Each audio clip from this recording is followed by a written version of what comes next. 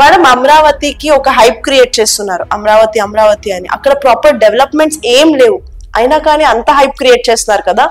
అంటే ఎప్పుడైనా సరే అండి, గవర్నమెంట్ ఏముంటుందో, ప్లానింగ్ ఎలా చేయగలుగుతారు అనే దాని మీద ఒక ఏరియా డిపెండెన్స్ ఉంటుంది.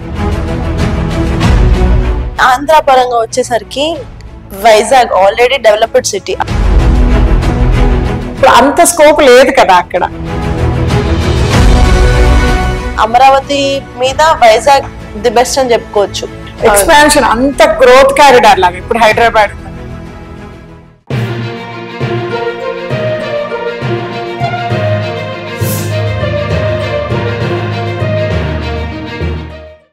Hi hello viewers, welcome to our channel. నేను మీ శ్వేత. ప్రస్తుతం మనతో పాటు స్టూడియోలో ఉన్నారు రియల్ ఎస్టేట్ ఎక్స్పర్ట్ ధనలక్ష్మి గారు. నమస్తే మేడం. నమస్తే శ్వేత గారు, ఎలా ఉన్నారు? సూపర్ అండి. మేడం అమరావతికి ఒక హైప్ క్రియేట్ చేస్తున్నారు, అమరావతి అమరావతి అని. అక్కడ ప్రాపర్ డెవలప్మెంట్స్ ఏం లేవు, అయినా కానీ అంత హైప్ క్రియేట్ చేస్తున్నారు కదా. సో ఫ్యూచర్ లో రియల్ ఎస్టేట్ పరంగా అక్కడ ఎలా ఉండబోతుంది?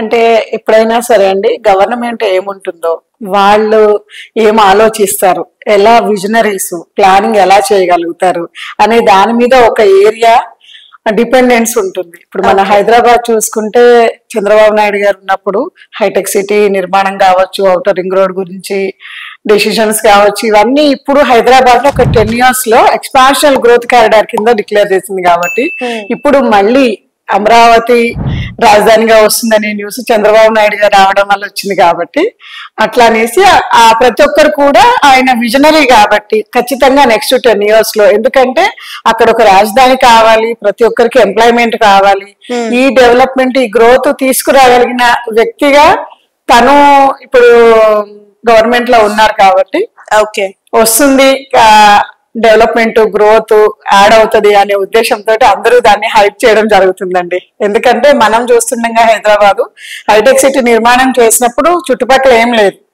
ఇప్పుడు అదే నిర్మాణం అయిపోయిన చుట్టుపక్కల 20-25 kilometers వరకు హ్యూజ్ రేట్స్ పెరిగాయి, ఎక్స్పాన్షన్ పెరిగాయి, కమర్షియల్ స్పేసెస్ కి కూడా అన్ని విధాలుగా రేట్లు బాగా పెరిగాయి. అట్లనే అమరావతి నిర్మాణం కంప్లీట్ అయితే చుట్టుపక్కల ఇప్పుడు తీసుకున్న గవర్నమెంట్ పరిధిలో తీసుకున్న ల్యాండ్ కాకుండా చుట్టుపక్కల ఒక దాదాపు 20-25 kilometers వరకు కూడా గ్రోత్ కారిడార్ విస్తరిస్తుంది అనేది అందరి ఆలోచన అనమాట. ఒకవేళ అక్కడ స్టార్ట్ అయ్యింది, గ్రోత్ అయిపోయానంటే అప్రాక్స్ గా ఎంత వరకు ఉండొచ్చు అంటారు? రేట్స్ ఏమైనా చెప్పగలుగుతారా? ఇప్పుడు ప్రజెంట్ కూడా అండి, అంటే అక్కడ 3 పంటలు పండే స్థలాలు అంటారు ఆంధ్రాలో. ఎప్పుడు కూడా మేము చిన్నప్పటి నుంచి చూస్తున్నాము, అప్పటి నుంచి కూడా ఒక రేటు ఉంటుంది. మినిమం 30 lakhs 40 lakhs లోపు నేను చూడలేదు ఆ ఏరియాలలో. అట్లా ఇప్పుడు అదేమైందంటే ఈ అమరావతి దాని గురించి పెరిగినాయి రేట్స్ పెరిగి క్రోర్స్ లోకి వెళ్ళిపోయింది ఎకరాలు వెళ్ళడం. గజము ఇప్పుడు మీరు మామూలుగా ఉన్న లాస్ట్ గవర్నమెంట్ ఉన్నప్పుడు కూడా మనకి 20,000 plus ఉంది ఆ ఏరియాలో. ఇప్పుడు అది డబుల్ అయింది, 40+ కి వెళ్ళింది. రేపు అది అట్లనే ఇంకా గ్రోత్ అవుతూనే ఉంటుంది. అట్లీస్ట్ మన హైదరాబాద్ లో హైటెక్ సిటీ ఏరియాలో 1,00,000, 2 లక్షలు 3 లక్షల రూపాయలు కూడా commercial spaces for square yard ఉన్నాయి. కాబట్టి ఆ వరకు కూడా ఎక్స్పాన్షన్ నెక్స్ట్ 10 years లో అవుతుంది అనేది రియల్టర్ గా మా అజంప్షన్. కానీ గవర్నమెంట్ పరంగా మీరు ఒక పాయింట్ చెప్పడం జరిగింది, గవర్నమెంట్ బేస్ అయి ఉంటాయి వర్క్స్ అనేవి అని. లాస్ట్ 10 years నుంచి చూసుకుంటే అమరావతి డెవలప్ అవుతుంది అని అంటున్నారు, కానీ ఇక్కడ డెవలప్మెంట్ అనేది కనిపించట్లేదు. సో ఇప్పుడున్న ఈ చంద్రబాబు నాయుడు గవర్నమెంట్ లో నెక్స్ట్ అప్కమింగ్ 5 years లో మనకి నిజంగానే ఏమైనా చేంజెస్ కనిపించవచ్చు అంటారా? ఖచ్చితంగా అండి. ఏదైనా కూడా ఒక గ్రోత్ రావాలి అంటే 5 to 10 years కాలం పడుతుంది. ఈ 5 years లో స్ట్రక్చర్స్ కంప్లీట్ చేసినా కూడా మనకి కొన్ని కంపెనీస్ ని ఇన్వైట్ చేసుకోగలిగినా కూడా ఆల్రెడీ కంపెనీస్ తో మాట్లాడుతున్నారు, వాళ్ళకి హోప్స్ ఇస్తున్నారు, రండి అంటున్నారు. కాబట్టి ఈ నిర్మాణంతో పాటు ఈక్వల్ గా కంపెనీస్ ని కూడా ఇన్వైట్ చేయడము, అక్కడ ఉన్న మన ఎడ్యుకేషన్ కంప్లీట్ అయి వచ్చిన వాళ్ళకి ఒక మంచి ఏమంటారు ఫ్యూచరిస్టిక్ గా ఒక ఐటీలో ఇక్కడ ఎట్లయితే మొన్న మనకి ఇక్కడ కూడా ర్యాలీలు జరిగినాయో ఆ విధంగా అక్కడ కూడా మంచి ఎంప్లాయ్మెంట్ క్రియేట్ చేయాలనే విజన్ మీద వెళ్తున్నారు. కాబట్టి రెండు సిమిలటైన్స్ గా, అంటే ఇటు కంపెనీస్ కానివ్వండి, అటు గ్రోత్ కానివ్వండి, ఇటు మన రాజధానికి సంబంధించిన బిల్డింగ్స్ కన్స్ట్రక్షన్ కానివ్వండి, అన్ని ఈక్వల్ సిమిలటైన్స్ గా చేస్తారనేది మా ఆలోచన. ఓకే, కానీ ఆంధ్ర పరంగా వచ్చేసరికి వైజాగ్ ఆల్రెడీ డెవలప్డ్ సిటీ, అక్కడ అన్ని రకాలుగా అన్ని వసతులు ఉన్నాయి. దాన్ని కాదని ఏమి డెవలప్మెంట్ లేదు, డెవలప్మెంట్ చెయ్యాలి అని అంటే ఎంతో పెట్టుబడి పెట్టాలి గవర్నమెంట్. ఇలాంటి ప్లేస్ ని ఎందుకు క్యాపిటల్ చేద్దాం అనుకుంటున్నారు? అంటే వైజాగ్ లో కూడానండి పోర్ట్ ఏరియా అవడం వల్ల మనకు డెవలప్మెంట్స్ ఉంది అక్కడ. పోర్ట్ ఏరియా వల్ల ఆల్మోస్ట్ బిజినెస్ ఎక్స్టెన్షన్స్ నడుస్తుంటాయి కాబట్టి దాని వల్ల డెవలప్మెంట్ ఉంది. రోడ్స్ అంటే రియల్ ఎస్టేట్ పరంగా మనం అమరావతి మీద వైజాగ్ ది బెస్ట్ అని చెప్పుకోవచ్చు. అక్కడ కూడా ఫ్లడ్స్ ఉన్నాయి కదా, సముద్రం వద్దు కదా, ఎక్స్పాన్షన్ అంత గ్రోత్ కారిడార్ లాగా ఇప్పుడు హైదరాబాద్ ఉందండి. ఎటు చూసినా ఇప్పుడు ప్రెసెంట్ స్టిల్ నో మనకు 45 to 50 కిలోమీటర్స్ వరకు ఆక్యుపై ఉంది. అవును, ఇప్పుడు అంత స్కోప్ లేదు కదా అక్కడ. ఓకే, ఇప్పుడు ఇక్కడ అంత స్కోప్ ఉంది మనకు. విజయవాడలో అంత స్కోప్ ఉంది, కృష్ణానది ఒడ్డునే కానీ ఇది అంత స్కోప్ ఉంది. ఎందుకంటే స్ట్రక్చరల్ పరంగా ఏదైనా కూడా ఫాస్ట్ నెక్స్ట్ 20 years గురించి ఆలోచించి ప్లాన్ చేయగలిగిన విజనరీ ఆ ఒక్క ఓప్సే పబ్లిక్ ని ముందుకు తీసుకొని వెళ్తుంది. అయితే రియల్ ఎస్టేట్ పరంగా అమరావతికి ఎలా ఉంటుంది ఫర్దర్ గా? రియల్ ఎస్టేట్ పరంగా అమరావతికి బాగుంటుందండి. ఇప్పుడు మంచి రోజులు వచ్చినాయనే చెప్పాలి. ఎందుకంటే అక్కడ ఉన్న గవర్నమెంట్ అంటాను నేను, ప్లస్ ప్లానింగ్ ఏదైనా కూడా స్టార్టింగ్ పొజిషన్ లో ఇన్వెస్ట్ చేసుకుంటేనే ఇప్పుడేం కనబడట్లేదు. కానీ ఇప్పుడు ఇన్వెస్ట్ చేసుకుంటే నెక్స్ట్ 10 years లో రిటర్న్స్ చూస్తాం. ఇప్పుడు మనం ఎక్కడ ఏ బ్యాంక్ లో ఎక్కడ ఇన్వెస్ట్ చేసినా కూడా అండి మనకి ఎంత వస్తుంది? 12 years కి 10 years కానీ డబల్ అవ్వట్లేదు. మరి అట్లాంటిది ల్యాండ్ మీద ఇన్వెస్ట్ చేస్తే అట్లీస్ట్ ఎంత స్మాల్ గ్రోత్ మూమెంట్ వచ్చినా కూడా 4-5 times అయితే 100% పెరుగుతుంది. ఓకే, కానీ స్టిల్ ఇప్పటికీ కూడా మనకి ఆంధ్ర తెలంగాణ కంపేర్ చేస్తే Hyderabad is the best place to invest in real estate అంటారు. మరి ఇప్పుడు అమరావతి ఏమైనా కాంపిటీషన్ అవుతుందా, లేకపోతే హైదరాబాద్ ఫస్ట్ ప్లేస్ లో ఉంటుంది అంటారా? హైదరాబాద్ ఎవర్ గ్రీన్ అండి, ఫస్ట్ ప్లేస్ లోనే ఉంటుంది. ఎందుకు అంటే ఆల్మోస్ట్ డెవలప్ అయిపోయిన సిటీ. మనకు పాపులేషన్ కూడా 1,25 లక్షల పైన ఆల్రెడీ మనకు స్టే చేస్తున్నారు కాబట్టి దీనికి ఇప్పుడు గవర్నమెంట్ కానీ ఏ రాజకీయ పరిస్థితులు సిచ్యువేషన్స్ కానీ ఏ పరిస్థితులు కానీ దీన్ని ఏం చేయలేవు. ఎందుకంటే ఏదైనా 1 కోటి పాపులేషన్ దాటిందంటే మైగ్రేషన్ పాపులేషన్ యాడ్ అవుతూ ఉంటుంది. ఆ మైగ్రేషన్ పాపులేషన్ యాడ్ అవుతుంటే దీనికి వేరే ఏ దాంతో పని ఉండదు. అవును, పెరుగుతూనే ఉంటుంది, ఎవర్ గ్రీన్ గా పెరుగుతూనే ఉంటుంది. కాబట్టి మనకు హైదరాబాద్ ఈజ్ ఎప్పటికీ ఎవర్ గ్రీన్. కానీ ఇప్పుడు హైడ్రా ఒకటి వచ్చింది, సో దాని వల్ల మనకి బిల్డింగ్స్ ని కూల్ చేస్తున్నారు, పిల్లలు అన్నం తింటున్నారు, ఒక 10 నిమిషాలు టైం ఇవ్వండి అన్నా కానీ అసలు ఆగట్లేదు అని న్యూస్లు కూడా చూసాం మనం. ఇలాంటి సిచ్యువేషన్ లో హైదరాబాద్ రియల్ ఎస్టేట్ పరంగా డౌన్ అయ్యే ఛాన్సెస్ ఏమైనా ఉన్నాయా? మన మీడియా న్యూస్లు తెలుసు కదండి, చూపించింది దాన్ని 10 times చూపిస్తారు, చూపిస్తూ ఉంటారు. ఎక్కడో ఒక ఇష్యూ అయితే, ఎందుకనంటే అది గవర్నమెంట్ అండర్ లో ఒక పర్సన్ త్రూ వర్క్ జరుగుతుంది కదా. అంటే ఏమంటారంటే అది కమిటీ, ఆ కమిటీ అనేది కొంతమంది పీపుల్ తో కూడుకున్నది. వాళ్ళకి ఏమి ఆర్డర్స్ పాస్ అవుతాయో గ్రౌండ్ లెవెల్ లో ఉన్న వాళ్ళు అది చెయ్యాలి. ఎగ్జాక్ట్ చేయాల్సి వస్తుంది. కాబట్టి మరి అట్లాంటివి ఏమైనా చిన్న మిస్టేక్స్ అయితే జరిగి ఉండొచ్చు. ఎందుకంటే వాళ్ళకి ఈ టైంకి ఇది కంప్లీట్ కావాలి, ఈ టైంకి ఇది కంప్లీట్ కావాలి, కొన్ని ఎజెండాస్ పెట్టుకొని వర్క్ చేస్తారు. కాబట్టి మరి ఆ టైంలో ఎక్కడైనా మిస్టేక్ జరిగి ఉండొచ్చునేమో.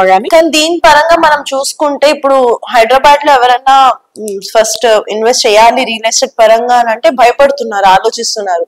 సో ఫర్దర్ గా మనకి రియల్ ఎస్టేట్ పరంగా హైదరాబాద్ గ్రాఫ్ డౌన్ అయ్యే ఛాన్సెస్ ఏమైనా ఉందా? లేదండి, అస్సలు లేదు. దీని వల్ల ప్లస్ అవుతుంది. ఎందుకనంటే ఇప్పుడు ప్రతి ఒక్కరూ కూడా లీగల్ గా కరెక్ట్ గా క్లియర్ గా ఉన్న ల్యాండ్సే తీసుకుంటారు. ఎవరు బిల్డర్స్ కూడా. ఎందుకంటే DTCP approval, development town and country permissions layouts వస్తున్నాయి. వాళ్ళు నెక్స్ట్ 20 years ఆ ఏరియాలో ఎస్టాబ్లిష్ చేయబోయే ప్లాన్స్ ఏమున్నాయి ఇవన్నీ వాళ్ళకు ఐడియా ఉంటుంది. కాబట్టి దాని ప్రకారమే అప్రూవల్స్ ఇస్తారు. అది ఏ జోన్ లో ఉంది, అది రెసిడెన్షియల్ పనికి వస్తుందా లేదా అన్ని కూడా వాళ్ళు వెరిఫికేషన్ చేసుకున్నాకనే మనకు అప్రూవల్స్ ఇస్తారు. కాబట్టి ఇప్పుడు రన్ అయ్యే ఏరియాస్ లో ఈ ప్రాబ్లం లేదు. అందుకని మనం సిటీకి దూరం వెళ్లాల్సి వస్తుంది. ఎందుకంటే ఇంతకు ముందు సిటీ ఏంటంటే కంటిన్యూగా ఎక్స్పాన్షన్ అవుతూ వచ్చింది. అవును, సిటీ ఎక్కడ కూడా గ్యాప్ లేకుండా ఇండస్ట్రియల్ ఏరియాలలో వేశారు, చెరువులలో వేశారు, అన్నిట్లలోనూ లేఅవుట్స్ రన్ అయినవి కొనేవాళ్ళు కొనుక్కున్నారు. కానీ ఇప్పుడు గవర్నమెంట్ లాస్ట్ ఫ్యూ ఇయర్స్ నుంచి స్ట్రిక్ట్ గా ఖచ్చితంగా అప్రూవల్ లేఅవుట్స్ మాత్రమే చేయాలనేది పెట్టారు. దాని వల్ల ఏంటంటే ఇప్పుడు కొనుక్కునే ప్రతి ఒక్కరు కూడా అవుట్స్కట్స్ లో కొంటున్నారు. సిటీలో ఆల్రెడీ ఫిలప్, ఇన్వెస్టర్స్ మొత్తం అవుట్స్కట్స్ కి వెళ్తున్నారు. కాబట్టి అవుట్స్కట్స్ లలో ఈ ప్రాబ్లమ్స్ ఏమి ఫ్యూచర్ లో మనం ఫేస్ చేయాల్సిన అవసరం ఉండదు. దట్టు సిటీలో ఏంటంటే అండి, అవుట్స్కట్స్ వాళ్ళకి ఎంత స్పేసియస్ గా మంచి రోడ్స్, మంచి ఎన్విరాన్మెంట్, మళ్ళీ మధ్యలో జోన్స్ వారీగా జోన్స్ తీసేసి రెసిడెన్షియల్ జోన్స్ లో పర్మిషన్స్ ఇవ్వడం వల్ల మంచి వాతావరణం కూడా వాళ్ళు ఎంజాయ్ చేస్తున్నారు. మరి అట్లనే సిటీలో ఉన్న వాళ్ళు కూడా ఆ వాతావరణం ఎంజాయ్ చేయాలి కదా. మరి చెరువులు అన్ని ఫిలప్ చేస్తే ఎప్పుడైతే రద్దీ ఎక్కువ పెరుగుతుందో అప్పుడు ఏదైనా కూడా మనకి ఇబ్బందులు ఫేస్ చేయడానికి అవకాశం ఉంది. మన కరోనా లాంటివే తీసుకుంటే ఫస్ట్ ఎక్కడ జన సముద్రం ఉందో అక్కడి నుంచి పారిపోవాలని చూసాము.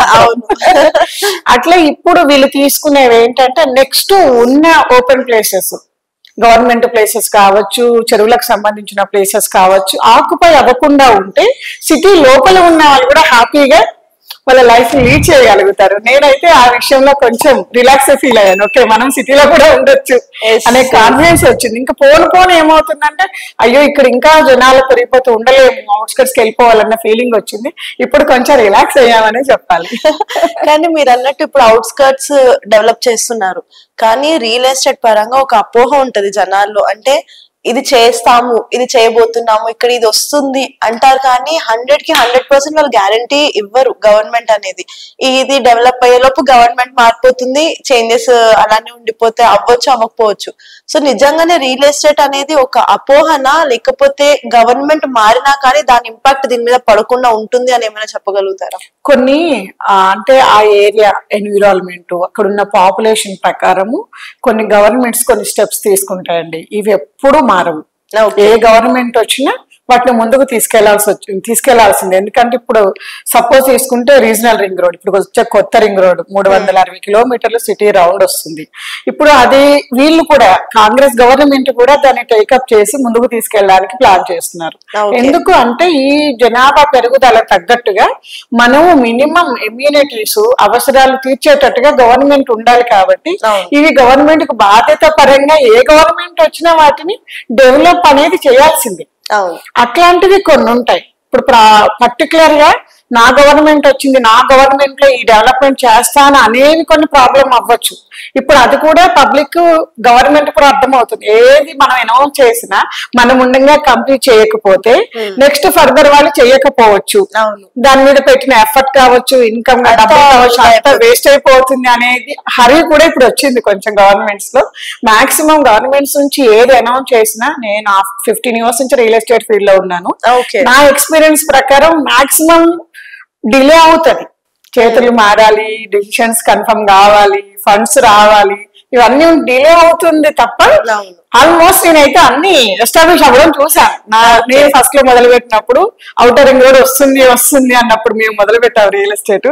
ఇప్పుడు అది వచ్చి కంప్లీట్ అయిపోయి నెక్స్ట్ ఇప్పుడు రీజనల్ రింగ్ రోడ్ కూడా ప్లాన్ నడుస్తుంది. సేమ్ అనౌన్స్మెంట్స్ ఎట్లా చేశారు అండి, అట్లనే గ్రోత్ కూడా పబ్లిక్ కూడా అట్లా ఎక్స్పాన్షన్ అయ్యారు. ఓకే, చూసారు కదండి. మీకు కనుక ఈ వీడియో నచ్చినట్లయితే వీడియోని లైక్, కామెంట్, షేర్ చేసేయండి. ఇలాంటి మరిన్ని ఇంట్రెస్టింగ్ వీడియోస్ కోసం మా ఛానల్ ని సబ్స్క్రైబ్ చేసేయండి. Thank you ma'am. Thank you Sita గారు.